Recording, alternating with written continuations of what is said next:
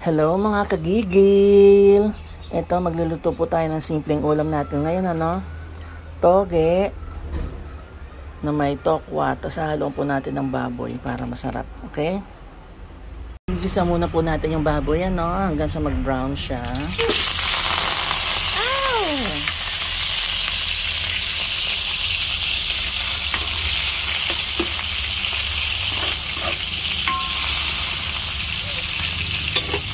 Natin yung isapoy natin. Diyan po natin konting asin.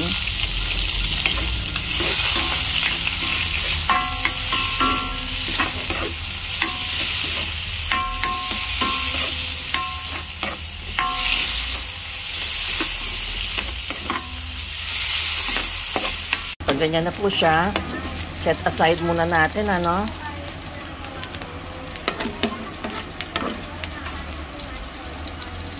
set aside muna yan.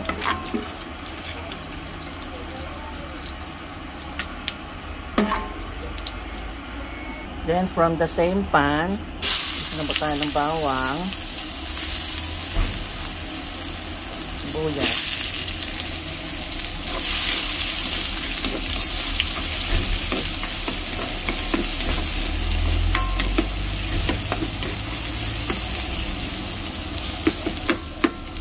na po mantika. Prito na po natin tokwa natin,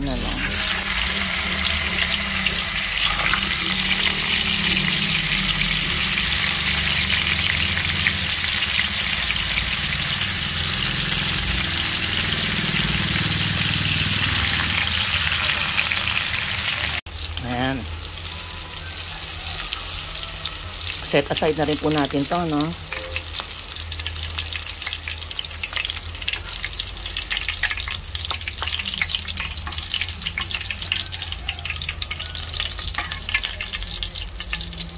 Okay. Ibalik po natin yung ating pork and yung tokwa na kinubes natin,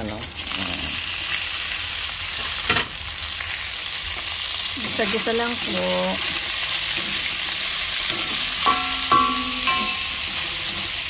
Uy, bango.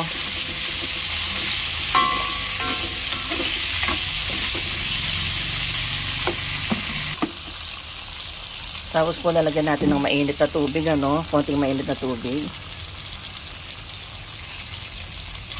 Konti lang po.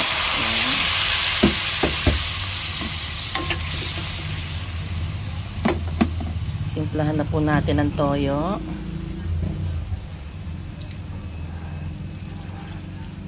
Yan.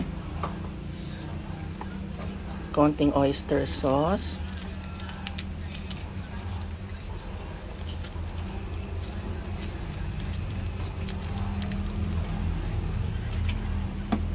Mix lang po natin.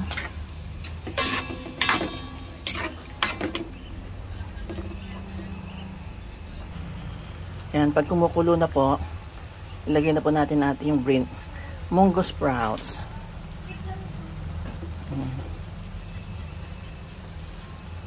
Dami. Yan.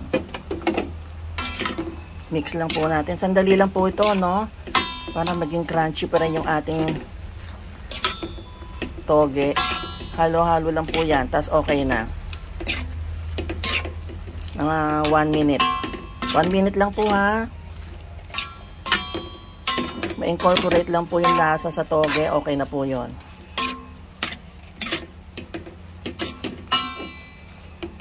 Meron pala akong nakitang leftover na chicharon. Ihalo ko na rin. Ayan.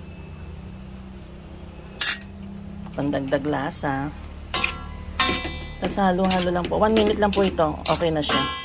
Para crunchy yung toge natin. Para masarap. Ayan. Okay na po ito, Tikman na po natin.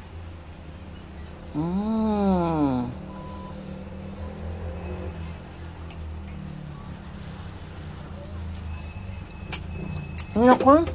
Ang sarap. Sarap. Kain na po tayo.